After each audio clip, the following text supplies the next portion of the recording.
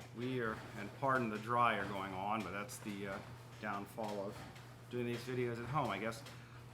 This is Prelude to Romanticism. So we're going from the classical era, the time of Bach, Beethoven and Mozart and Haydn, sort of the big boys, the staple of the concert hall diet, to the Romantic era, which did involve our traditional notion of romance, but a lot of other things as well. And so I'll probably break this into two short videos. So the Romantic era, unlike the other eras that we have covered, is the first era of time that the people living in it actually called it the Romantic era. So artists themselves said, hey, we're romantics. In the Baroque, that's an after-the-fact historical thing where we go back and name it. After Beethoven, music is finally accepted and respected in cultivated circles. So the highly intelligent, the other artists, the philosophers, all of the sort of cream of the crop people in the know in the arts and thinking world finally began to accept composers and musicians as equals. So music is now, because of Beethoven, essentially taken seriously. Romantics themselves, or itself, is tied to a literary movement that flourished between 1800 and 1820. Of course, Beethoven dies in 1827, but he's still a classical composer. Romantic composers are tied to the literary movement and the literature, and Beethoven never really ascribed to any of the literary ideas or notions. And so Beethoven is just kind of a holdover. So the literature that's flourishing between 1800 and 1820 sought to escape from the mundane existence of everyday life and to look for an ideal state for the human being. Artists rebel against all established orders and all of the traditional rules that came before them. You have already read Romantic literature in your high school English curriculum, hopefully.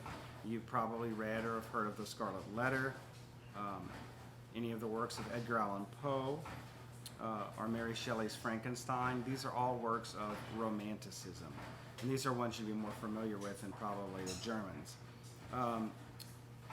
In Romanticism, there's an interest in the supernatural world and the macabre, the sinister, the dream world, and the boundlessness and the constant changing of the perception of time.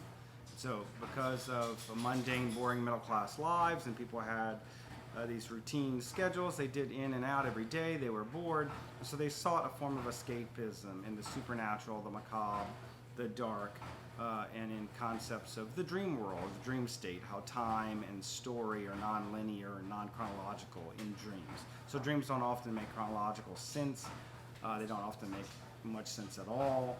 And composers this time are very much interested in this, as well as the literary writers.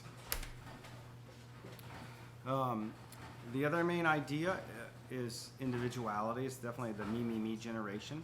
The individual was to focus, the individualism music looked to blend the art forms and to eliminate the artistic barriers that had come before them.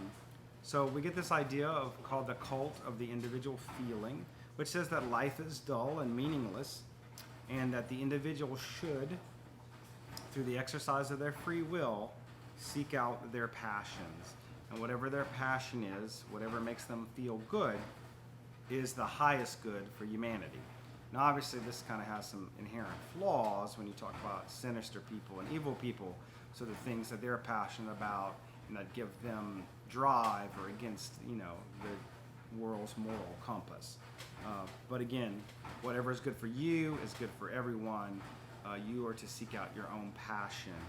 Romanticism is born essentially from revolution. This is the time of the American Revolution, the French Revolution. There's revolts going on in Germany and Austria and Italy. There's a lot of political instability and a lot of overthrowing of the historical norms, the traditions.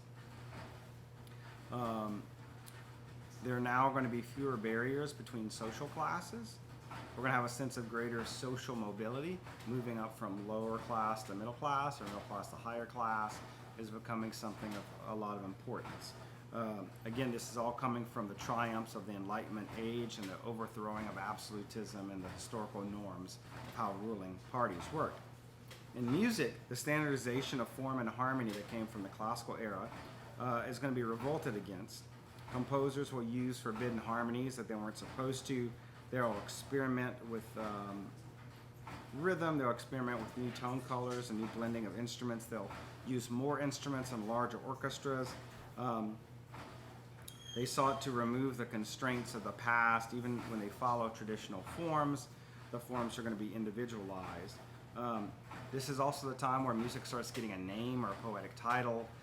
So instead of just calling it Symphony Number 1, it might be called Symphonie Fantastique, or it might be called Metastaphocles, or some sort of name, poetic title. I just made that up. So music can now be ambiguous, like the dream world. Music can be more abstract and not bound by literal or physical meanings. Okay. That's it for this one. Next we'll talk about the concert hall and the Romantic